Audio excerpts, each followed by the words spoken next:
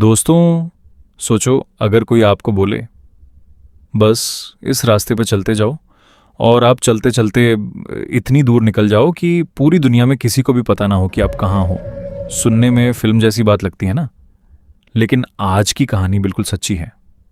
ये कहानी है मौरो प्रॉस्पेरी की, एक ऐसे इंसान की जो दुनिया की सबसे मुश्किल रेस दौड़ने निकला था, लेकिन कुछ घंटों बाद वो पूरी दुनिया के सबसे खतरनाक रेगिस्तान में अकेला रह गया। अब यहाँ एक बात समझ लो, रेगिस्तान में रास्ता भटकना और जंगल में रास्ता भटकना दोनों अलग चीज़ हैं। जंगल में कम से कम पेड़ होते हैं, पहाड़ होते हैं, नदी होती है, लेकिन सहारा में चारों तरफ सिर्फ रेत। आप घूम भी जाओ तो पता ही नहीं चलता कि पहले कहाँ खड़े थे। और यही चीज़ मौरो के साथ होने वाली थी।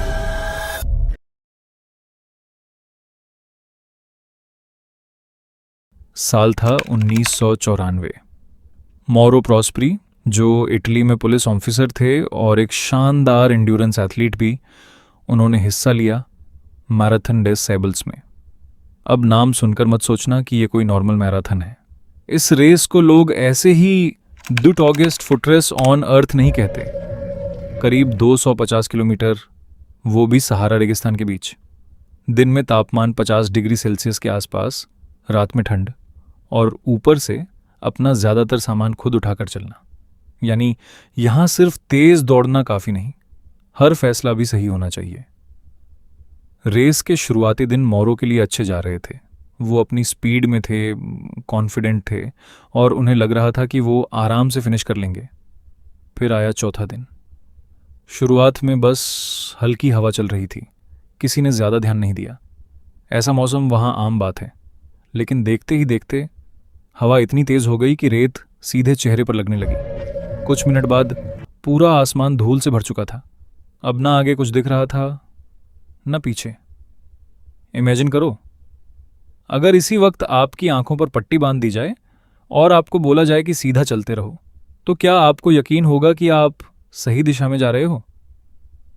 मौरो ने भी यही सोचा कि बस थोड़ा आगे निकलते हैं, तूफान शांत होगा तो रास्ता मिल जाएगा।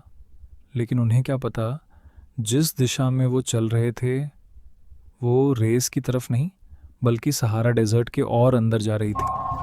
कई घंटे बाद जब तूफान थोड़ा शांत हुआ, उन्होंने चारों तरफ देखा। ना कोई रनर, ना कोई फुटप्रिंट्स, ना कोई चेक पॉइंट। बस जहाँ तक नज़र जा रही थी सिर्फ रेत। और उसी पल उन्हें समझ आ गया, इस बार वो सच में रास्ता भटक चुके थे। अब असली प्रॉब्लम शुरू हुई। शुरुआत में मौरो को लगा थोड़ी देर और चलूंगा तो शायद रेस का रास्ता मिल जाएगा।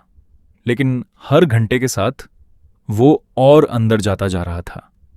कुछ समय बाद उनका पानी खत्म हो गया, खाना भी लगभग खत्म। अब जरा सोचो, ऊपर तेज धूप, नीचे जलती हुई रेत और चारों तरफ मीलों तक कोई इंसान नहीं। ऐसी जगह पर घबराना बहुत आसान है, लेकिन मौरो ने हार नहीं मानी। उन्होंने जो भी मिला उसी से खुद को जिंदा रखने की कोशिश की। कहीं चमगादड़ मिले, कहीं कीड़े, और कई बार सिर्फ इसलिए चलते रहे क्योंकि रुकने का मतलब था धीरे धीरे मौत का इंतजार करना। एक दिन उन्हें रेगिस्तान के बीच एक पुराना छोड़ा हुआ मुस्लिम श्राइन मिला। वहीं उन्होंने कुछ देर आराम किया। उस वक्त उन्हें लगा शायद अब यहां से बाहर निकलना नामुमकिन है। लेकिन अगले ही पल उन्होंने खुद से एक बात कही, जब तक सांस है तब तक कोशिश भी है।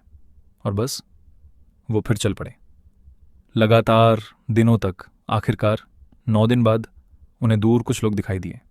ये अल्जीरिया के स्थानीय लोग थे। असल में मौरो चलते चलते मोरक्को से निकलकर अल्जीरिया पहुंच चुके थे, रेस से सैकड़ों किलोमीटर दूर। जब उन्हें बचाया गया, उनका वजन काफ़ी कम हो चुका था, शरीर पूरी तरह थक चुका था, लेकिन वो जिंदा थे। और यही बात इस कहानी को इतना ख़ास बनाती है, क्योंकि कभी कभी इंसान की सबसे बड़ी ताकत उसकी बॉडी नहीं, बल्कि हार न मानने की ज़िद होती है।